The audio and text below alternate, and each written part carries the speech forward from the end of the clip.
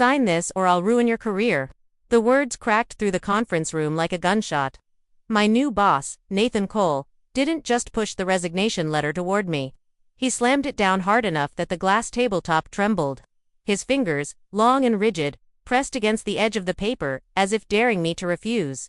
I stared at the typed words. Voluntary resignation. Effective immediately. The walls of the sleek conference room seemed to shrink around me, the air thick with tension. Just outside the glass, employees passed by, oblivious. Nathan's voice dropped to a venomous whisper. Be smart, Lisa. You won't find work in this industry again if you cross me. I forced my face blank, even as a dozen memories hit me at once. Late nights perfecting reports. He took credit for ideas stolen in boardrooms while he smirked like a king. And just last week, catching discrepancies in client invoices, numbers that didn't make sense. Numbers that Nathan didn't want me looking at. I should have been scared. Maybe I was a little, but more than fear, something sharper stirred inside me, because what Nathan didn't know was I'd been preparing for this moment for weeks. I lifted the pen slowly, heart pounding, and signed. But not before my eyes flicked to one phrase in the middle of the standard form. I changed a single word. One word. The difference between a clean exit and a legal time bomb. Before I take you further into this story, you need to understand something critical. Power isn't about titles. It's about knowing exactly when and how to push back. If you've ever felt like you had no choice, if you've been cornered by someone with more power, stay with me. Because what I'm about to share isn't just about revenge. It's about knowing your worth when someone tries to erase it. My name is Lisa Grant. I'm 35, single, financial operations manager with a decade of experience in corporate compliance. And no, I'm not a risk taker. I plan everything. I color code my calendar. I read every contract twice. And I grew up watching my father run a small accounting firm where every decimal mattered. Always double-check the details, Lisa. He used to say the smallest clause can change the whole outcome. I lived by that. It's how I climbed my way up from a junior analyst role to managing multi-million-dollar portfolios. It's also why I noticed within 3 months of Nathan's arrival, things weren't adding up. Nathan Cole transferred in from the East Coast with a reputation for shaking things up.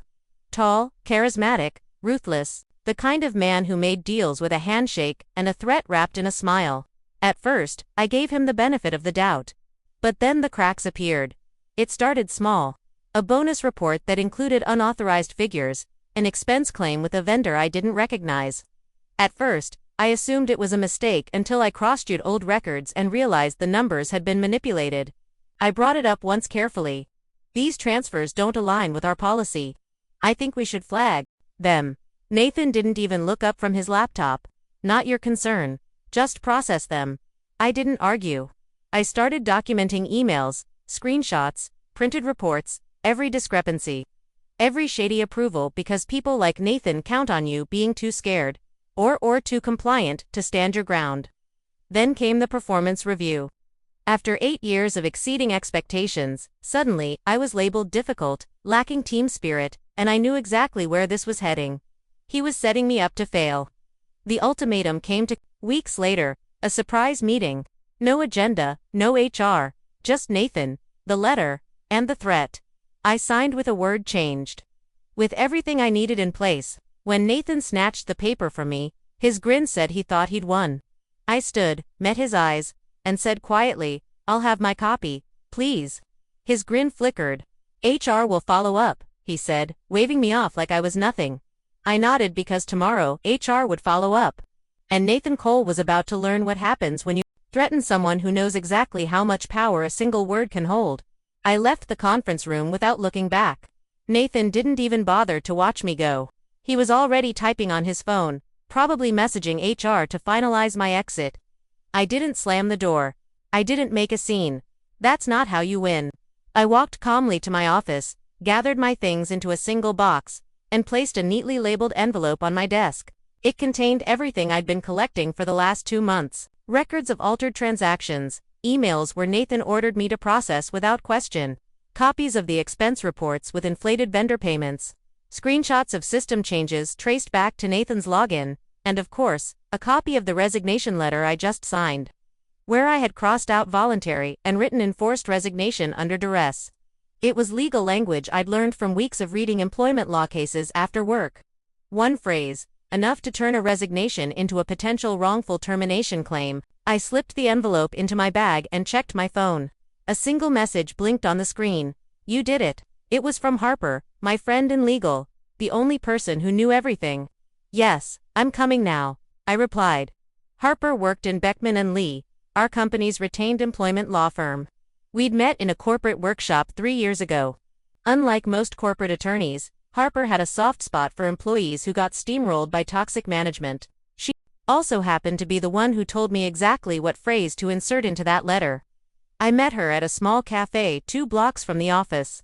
She took one look at me, her sharp blue eyes scanning my expression. You kept calm, I nodded. She gave a satisfied smile. Good, that's half the battle. The next half is letting HR walk straight into their own trap. I handed her the envelope. She leafed through it without speaking, only raising an eyebrow at one point. Vendor kickbacks. Looks like it, I said quietly. Same to vendors over and over. Both started showing up after Nathan arrived. Harper set the documents down and met my eyes. Lisa, you realize this isn't just a wrongful dismissal case. If this holds up, it's procurement fraud, corporate liability, potential federal investigation. I didn't blink. That's why I've got copies and backups, and yes, timestamps on everything. She exhaled, nodding. I'll forward this to their internal legal team in the morning after HR processes your paperwork. Don't worry. The moment they realize what you've done, they'll go into panic mode. That word panic stuck with me because Nathan, he didn't panic. He made other people panic. At least that's what he thought. The next morning, I walked into the HR office at exactly 9:00 a.m., holding my boxed belongings. Tina, the HR manager, gave me a rehearsed smile that didn't reach her eyes. Lisa, thank you for coming in. We'll just finalize your paperwork and escort you out. I nodded politely. Of course, I'll need a signed copy of the resignation acknowledgement for my records. She hesitated, flipping through her folder. Well, actually, we'll send you a digital confirmation. I'll wait, I said, keeping my voice even. I'd like it signed today. That's company policy, isn't it? She blinked, caught off guard. Yes. Give me a moment. I watched as she stepped into the HR director's office. A muted conversation followed. 30 seconds later, she reappeared. Her expression changed tighter. The director would like to speak with you. I followed her into the office, my heart beating steady but hard. Mark Davidson, head of HR, stood behind his desk. He gestured for me to sit, and then he dropped a single sheet of paper on the table between us. My resignation letter with my handwritten edit staring back at him. Forced resignation under duress, his eyes lifted to mine. Lisa, what is this? I met his gaze without flinching. It's exactly what happened. I signed under threat in a closed-door meeting with no HR present, and I've documented everything. For a moment, there was silence. Then Mark cleared his throat. I see. We'll need to review this further before finalizing any paperwork. I nodded, rising to leave. I'll wait for your response. My attorney will, too. As I stepped into the hallway, I saw it. A flash of movement at the far end. Nathan standing by the elevators. He was laughing with another executive, still thinking he'd won. I walked past without acknowledging him because tomorrow HR would summon him, and Nathan Cole was about to learn that the smallest word on a page could unravel everything he built on intimidation. The call came the next morning at 8:12 a.m. I was sipping my coffee when my phone lit up with a number I recognized, HR Direct Line. I took a slow breath before answering. Lisa Grant speaking. Lisa, this is Mark Davidson. His voice sounded stiffer than usual. We've reviewed the document you submitted yesterday. We'll need you to come in this morning for a formal discussion regarding your resignation and certain concerns that have been raised. I let a beat pass. Will my legal representative be welcome in this discussion? A pause. Yes, that would be advisable. I hung up, texted Harper, and met her at a coffee shop near the office by 8:45. She was already waiting, phone in hand, reading something on her tablet. They called. She asked without looking up. I nodded. Mark wants a formal discussion. Harper closed the tablet and gave a satisfied smile. Good, that means they've realized they're in deep. Let's go. We arrived at the HR floor just before 9. As we walked in, I noticed something immediately. The usual relaxed morning chatter wasn't there. People moved briskly through the halls, heads down. Doors closed a little too quickly when we passed. The atmosphere had shifted. Inside the main conference room, Mark Davidson sat at the head of the table. Next to him was Tina, her polite smile replaced by something tight and cautious. To my surprise, Pascal Green, the company's internal counsel, was also present, a man I'd only seen at company-wide meetings. "Miss Grant, Miss Harper, thank you for coming," Mark began, his voice carefully formal. I nodded, Harper giving him a cool glance. Mark cleared his throat. "We've reviewed the resignation letter and the circumstances surrounding it. We are concerned about the language you included and the allegations you've submitted." I met his eyes. "I documented everything, Mark. I didn't want it to come to this, but Nathan Cole gave me no choice." He shifted uncomfortably. "We've also begun an internal review of the financial discrepancies you highlighted in your supporting documents," Pascal interjected. "If these discrepancies are accurate and preliminary checks suggest they may be, this situation extends beyond employment law. There could be significant compliance violations and potential legal exposure for the company." Harper leaned forward slightly. "I'm glad you recognize the seriousness. My client's priority is ensuring accountability. We expect the company to take immediate steps to address this, starting with the actions of Mr. Cole." Mark nodded, his jaw tight. "Mr. Cole has been called in for a meeting later this morning." I felt my heart give a single quiet thud. It was happening. "Has he been informed of the financial review?" Harper asked. Mark shook his head. "Not yet. We want to hear his explanation before we take further steps," Pascal added. "But rest assured, this will be handled thoroughly." I leaned back slightly, keeping my expression calm. "I hope so, because I'm prepared to escalate this externally if necessary." Mark gave a shallow nod. "Understood." An hour later, I was back at my desk, or rather at the spare workstation they'd assigned me near the compliance team. I was organizing my files when I saw him. Nathan, striding across the floor, flanked by Tina and Mark. He looked irritated. Not nervous. Not yet, his jaw set, his eyes sharp as always. To him, this was just another performance review. Another little fire he'd charm or threaten his way out of, but I noticed something different. People weren't smiling at him this morning. No greetings, no casual waves. They looked away. Nathan didn't seem to notice. They disappeared into the glass conference room at the end of the hall. Harper, who'd stayed close by, came to stand beside me. "He doesn't know yet," she murmured. I nodded. "He will." I watched through the glass wall as Mark slid a folder across the table. Nathan picked it up, glanced at it, and his expression shifted. The slight smirk faltered. His hand holding the paper stilled. He said something. I couldn't hear it, but Mark shook his head. Pascal leaned in, pointing to a document inside the folder. Nathan's shoulders straightened, defensive now. His mouth tightened. Harper whispered, "And there it is." A beat later, Nathan's eyes lifted and locked on me through the glass. For the first time since he'd arrived at the company, I saw it. Not irritation, not arrogance, fear. And in that exact moment, I knew Nathan Cole's grip on this company and on my career had just slipped. For a man like Nathan Cole, fear wasn't a familiar feeling. He thrived on control, on making people scramble to please him. But in that glass-walled conference room, with 3 senior executives staring him down, his composure cracked. I watched as Mark spoke, his hands folded calmly on the table. Nathan leaned back in his chair, arms crossed, a defensive posture if I'd ever seen one. Every few seconds, his eyes darted toward Pascal, the company's counsel. From my vantage point, I couldn't hear the words, but body language tells stories louder than voices ever could. The smirk was gone. The arrogance had shifted into tightly restrained frustration. His eyes flicked toward the hallway, toward me once, then again. He knew. He knew I was the reason he was sitting in that chair. I stayed at my workstation, reviewing files I'd already read 3 times, waiting. I didn't need to be in the room. The facts were already speaking for me. By noon, Harper and I were called back into HR. Nathan wasn't there, but the tension in the air felt electric. Mark folded his hands on the table, his expression unreadable. "We've placed Mr. Cole on administrative leave, effective immediately, pending a full investigation." I met his eyes. "And what exactly does that mean?" Pascal answered before Mark could. "It means he's been relieved of all duties, his access revoked, and instructed not to contact any employees. Standard protocol while we investigate both the hostile work environment claims and the financial discrepancies." Harper nodded slightly. That's a start. Mark exhaled. We're also bringing in an independent auditing firm to review the vendor transactions. I felt a small knot in my chest loosen. Not relief, not yet, but something closer to validation. We'll cooperate fully, I said, keeping my tone even. I assume the investigation will include interviews with other employees. Pascal gave a curt nod. Yes, we've already had 2 staff members come forward this morning regarding similar experiences with Mr. Cole.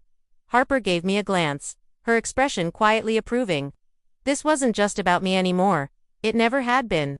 That afternoon, I returned to my desk, half expecting whispers or stares. Instead, something unexpected happened.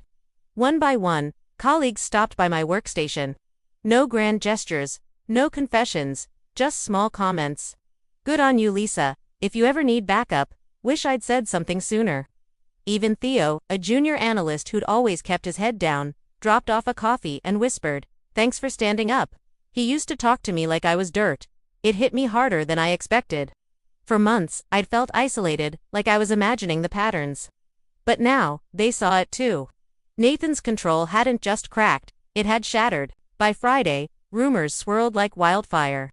Word spread that Nathan had been escorted from the building after trying to access restricted files. An emergency audit team set up shop on the 10th floor. Vendor contracts Nathan had pushed through were frozen for review, and more employees started speaking up, both men and women. Stories surfaced of manipulated project reports, inappropriate comments, threatened careers. Each testimony chipped away at the wall Nathan had built around himself. I spent the next week in back-to-back interviews with auditors, compliance officers, and HR representatives. I told the truth. Every detail, no exaggeration, no assumptions, just facts. Every piece of evidence I documented, matched, every timeline aligned. And the deeper they dug, the worse it looked for Nathan. Late Friday evening, as I packed up my laptop, I got a message, "Harper, preliminary findings. Nathan's facing potential charges." You good? I stared at the screen for a long moment. I wasn't sure what I felt. Pride, satisfaction, maybe, but mostly a quiet sense of rightness. I typed back, "I'm good. Thank you." She replied a second later. Number, "Thank you. You didn't just protect yourself. You changed something bigger." I stared out the office window, watching the city lights flicker in the dusk. Harper was right. This wasn't about revenge. It was about refusing to be another silent casualty. Nathan Cole had underestimated one simple truth. When enough people stop being afraid, even the strongest walls collapse. By Monday morning, Nathan's name had vanished from the company directory. His office, once a fortress of closed-door meetings and whispered threats, stood empty. The blinds were drawn, the nameplate removed. No announcement had been made. But in corporate environments, silence speaks volumes. People pretended not to notice, but they noticed. I returned to my new workstation in the compliance wing, still technically in limbo. HR hadn't formalized my reinstatement yet, pending investigation outcome. But unofficially, I was working, attending meetings, contributing to project reviews. I was visible again, and for the first time in months, I felt like I belonged there. The independent audit team wasted no time. By midweek, they uncovered the depth of Nathan's scheme: inflated vendor contracts linked to companies owned by his former business partners, falsified approval chains, altered performance metrics on procurement reports, over $750,000 in suspicious transactions traced directly back to Nathan's oversight. And that wasn't the worst of it. The auditors discovered email correspondence implying certain senior managers had either ignored irregularities or actively looked the other way. This wasn't just Nathan's mess. It was a company-wide blind spot, and it was about to cost them dearly. On Thursday, I was called into a leadership meeting, this time as a key participant, not a target. Aubrey Carter, the CEO herself, sat at the head of the long conference table. I'd only met her once before during a quarterly town hall. In person, she was sharper than I remembered, eyes that missed nothing, a quiet authority in her posture. Beside her sat Pascal, the company's general counsel, and Mark Davidson, head of HR. Harper was by my side. Aubrey spoke first. "Lisa, thank you for joining us. We've reviewed the findings of both the internal investigation and the independent audit." She folded her hands. "Your documentation was not only accurate, it was critical in uncovering systemic failures within our procurement oversight." I stayed silent, letting her continue. We recognize the impact this has had on you personally and on your professional standing, and we intend to make it right. I exchanged a brief glance with Harper. This wasn't a courtesy meeting. This was a damage control move. Aubrey nodded, toward Mark. We'd like to offer formal reinstatement to your previous role with retroactive pay and a public acknowledgement of your contributions to the integrity of this company. I met her gaze evenly. And what about the others? Mark frowned slightly. I'm sorry. The other employees Nathan targeted, the ones who came forward. What happens to them? Pascal cleared his throat. We're reviewing each case individually. Rest assured, no retaliatory action will be taken against any employee who cooperated in the investigation. I nodded slowly, but I wasn't satisfied. Not yet. What changes will be made to prevent this from happening again? I asked. Aubrey leaned back slightly. We're restructuring the compliance department and implementing a mandatory ethics training program for all management. Anonymous reporting channels are being established with oversight from an independent committee. Harper leaned forward. And Lisa's role? Aubrey gave a small calculated smile. We'd like Lisa to lead the new compliance integrity program, reporting directly to me. The room fell silent. I felt Harper glance at me, but I kept my eyes on Aubrey. This wasn't the victory I'd imagined. It was bigger. It wasn't just about reclaiming my job. It was about shaping the system I'd nearly been destroyed by. I took a slow breath. I'll accept with one condition. Aubrey's eyebrows lifted. Name it. That every person who came forward gets the same protection I did. No exceptions. No quiet demotion. And that this company issues a formal statement, not to praise me, but to acknowledge that silence enabled this to happen. For a heartbeat, no one spoke. Then Aubrey gave a slow nod. Agreed. That afternoon, Harper and I walked out of the building together. You could have named your price, she said, glancing sideways at me. I shook my head. This was never about a paycheck. It was about stopping it from happening again. Harper smiled. You know, most people cave before it gets to this point. They settle, they disappear. I met her gaze, the weight of the last few months settling somewhere deep inside me.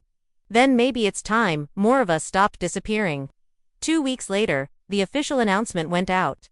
Beckman & Lee implements new compliance integrity program led by Lisa Grant, head of corporate integrity. It was a sanitized corporate press release full of words like transparency, accountability, and renewed commitment to ethical leadership. But between the lines, everyone inside the company knew the truth. Nathan Cole wasn't coming back, and the culture that had quietly enabled people like him wasn't coming back either. The day the memo went public, I stood at the edge of the crowded lobby, watching employees skim their emails on phones and tablets. The reactions were subtle. A few exchanged glances. One or two gave quiet nods. No applause, no banners. That was fine by me. Real change doesn't come with a fanfare. It comes with trust earned over time. My first act in the new role was to hold an open-door session for every employee who wanted to speak. No management present. No notes taken. It wasn't a strategy meeting. It wasn't a PR stunt. It was a listening session. And they came from junior analysts to longtime project managers. They trickled in one by one, then in small groups. Some shared stories of minor grievances. Some shared real fears they'd buried for years. A few simply said, "Thank you." By the end of the first week, I'd spoken to over 50 people. Some left the room lighter than they'd entered. Others left with my promise. This won't be ignored. I thought stepping into this role would feel like vindication, but it didn't. It felt like responsibility. Harper summed it up best during one of our late-night calls. When you stand up, people assume you want revenge. They don't realize sometimes you're just tired of watching the wrong people win. She was right. Nathan's story didn't end quietly. A formal investigation revealed that his financial manipulation stretched back to his previous company. Charges were filed. His name hit industry headlines, not as a rising star, but as a cautionary tale. I never heard from him again. No emails, no threats, nothing, and I didn't need to. Some battles are won not by destroying your opponent, but by refusing to let them destroy you. 3 months into my new role, I got called into Aubrey's office. She closed the door behind me, a rare gesture for a CEO, and motioned for me to sit. "I wanted to thank you again," she said quietly, "not just for standing your ground, but for challenging us to be better." I gave a small nod. I didn't do it alone. Aubrey smiled faintly. "That's what makes it matter." She paused, folding her hands on the desk. We're considering rolling out the Compliance Integrity Program company-wide, including our overseas branches, and I want you to lead that expansion. I blinked. That wasn't just a promotion, it was a seismic shift. I need time to think, I said honestly. Of course. I stood to leave, but something made me stop at the door. Aubrey, people don't speak up because they're afraid nothing will change, or worse, that speaking up will make them a target. She met my eyes. I know. Let's prove them wrong. Her smile softened. That night, I walked home through the city streets. Cool air on my face, the distant hum of traffic in my ears. I thought about the first time I'd sat across from Nathan in that conference room. How small I'd felt, how alone, and how different this felt now. Because standing up didn't ruin me. It didn't end my career. It reshaped it. In the end, this wasn't a story about revenge. It was about reclaiming the space people tried to push me out of. It was about showing others that silence isn't the only option. It was about knowing the difference between walking away and standing your ground when it matters most. And maybe it was about one simple truth my father taught me when I was young. The smallest details change the biggest outcomes. One word on a resignation letter. One choice to speak up. One refusal to stay silent. Those choices didn't just change my career. They changed the culture around me. And if there's one thing I want you to remember from my story, it's this. Power doesn't belong to those who threaten you. It belongs to those who refuse to be threatened. Thank you for staying with me through this journey. If you've ever faced a moment where you wondered if standing up was worth the risk, I hope you'll remember. Sometimes the smallest action can create a ripple no one sees coming. And sometimes that ripple becomes a wave.